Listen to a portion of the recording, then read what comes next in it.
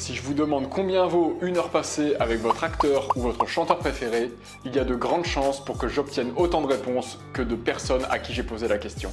Salut les bootstrappers, c'est Alex et aujourd'hui on va répondre à une des questions les plus posées sur les forums d'entrepreneurs, à savoir quel est le bon prix pour mon produit? D'ici quelques minutes, vous saurez exactement comment déterminer quasiment à l'euro près la valeur de vos produits ou de vos services. Ici, je vais vous apprendre une méthode que vous allez pouvoir implémenter directement dans votre business une fois que vous aurez visualisé cette vidéo en entier. Alors trêve de bavardage, place à l'action, on se retrouve tout de suite devant l'écran de mon ordinateur. D'une manière générale, il faut accepter l'idée que le prix d'un produit soit une notion totalement subjective, étant donné que le rapport à l'argent peut varier considérablement d'un individu à l'autre et que deux produits strictement identiques peuvent trouver des acheteurs à des prix extrêmement différents. Il a d'ailleurs été prouvé par de nombreux chercheurs en psychologie humaine que la plupart des achats font appel à des comportements émotionnels plutôt que rationnels. Ceci étant dit, et pour avoir moi-même longtemps réfléchi à cette question du pricing, je dirais que pour un entrepreneur, d'un point de vue purement pragmatique, le bon prix, c'est le montant que votre client type est prêt à payer et qui vous garantit le maximum de rentabilité. Pour le découvrir, il n'y a qu'une seule solution, faire des tests. Prenons un exemple concret. Vous ne savez pas si vous devez vendre votre produit 59 ou 99 euros. Pour découvrir le meilleur prix entre ces deux options, c'est très simple. Vous créez deux pages web distinctes. Une page A qui présente le produit à 59 euros et une page B qui propose le même produit à 99 euros. À part le prix qui diffère, il est important que les deux pages soient absolument identiques. Puis, vous envoyez sur chacune des pages environ 1236 visiteurs, qui est le seuil d'un échantillon représentatif pour la population française. Une fois que ça c'est fait, il ne vous reste plus qu'à analyser et comparer les résultats.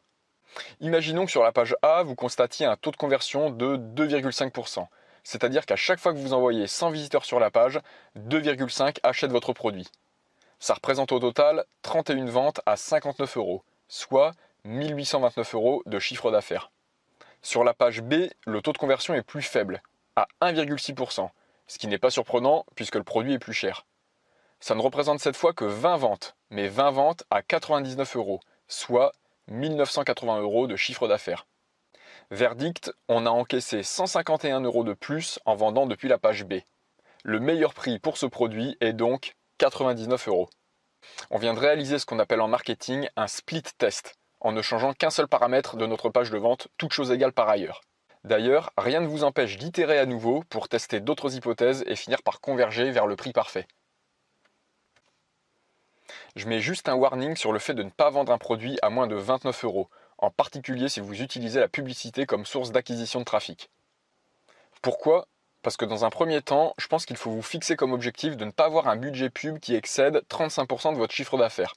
Et en particulier si vous démarrez en auto-entrepreneur, puisqu'avec ce statut, vous déclarez et payez des impôts sur votre chiffre d'affaires justement, et pas sur vos bénéfices. Or, pour vous donner des ordres de grandeur de ce que peuvent représenter des coûts publicitaires, en moyenne, pour 10 euros dépensés, vous allez générer 2000 impressions. C'est-à-dire que votre pub va être affichée 2000 fois à l'écran de différentes personnes.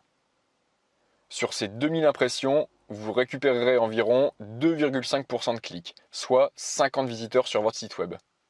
Et sur ces 50 visiteurs, vous en aurez à peu près 2% qui iront jusqu'à l'acte d'achat, ce qui représentera une vente au final. Donc pour 10 euros dépensés en pub, vous générez une vente. Voilà pourquoi il est important de ne pas fixer des prix trop faibles, au risque de voir tout son bénéfice cannibalisé par les dépenses publicitaires.